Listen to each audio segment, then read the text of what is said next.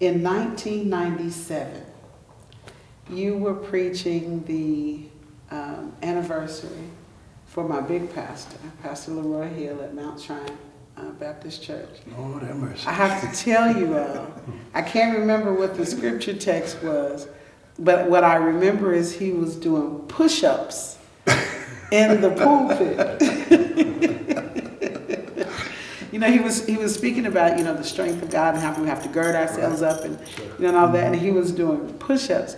That firepower is what so many people remember and know of Dr. Howard. That particular thing, I think the illustration was that in order to grow, you've got to go through some things. And you don't start out being able to push up. But if you continue to work on it bit by bit by bit, I think if I recall, I think I did about 25 or 30 push-ups and then got up and continued to preach. Because if you will commit yourself to something that is valuable, it'll work. But you gotta have a love for what you do and a love for the people. And I promise you, that will make all the difference in the world.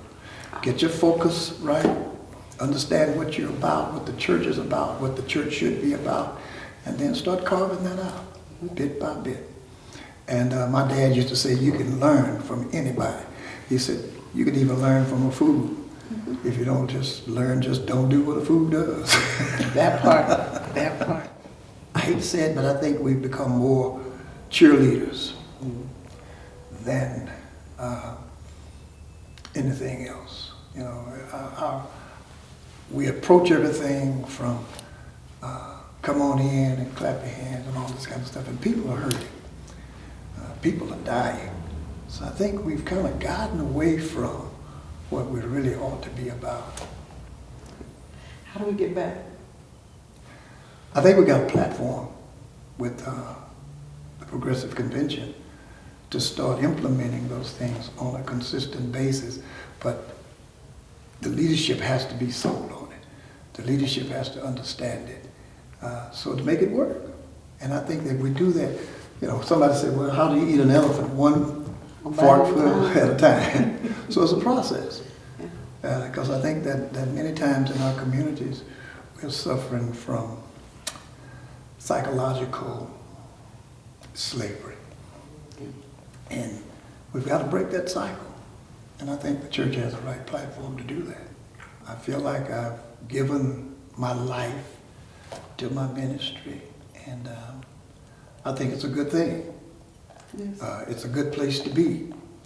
And I want to continue to be available for ministry to help. I thank you for remembering me and for considering me.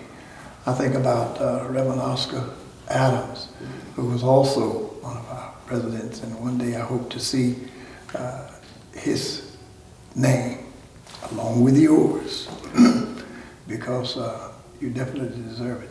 But I feel blessed by this award, and I'm just so grateful for it. We thank God for Dr. Moses Howard Jr. Every preacher always have their list of who the top preachers are. And you hear preachers all over the country. But for the Reverend Pastor E. Jennings Tyson, on my list has to be none other than one of the great preachers, Dr. Moses Howard Jr. I have watched him, and I in a lot of ways, my ministry goes forth in what I've learned from him. I do evangelism today with the New Hope Baptist Church, what I was taught by Dr. Moses Howard Howard Jr. And so I just love from his preaching style, his spirit, and his leadership. And so it was so important as I give leadership to the Progressive Oklahoma Baptist State Convention on this first statesman under our cabinet to be able to honor him.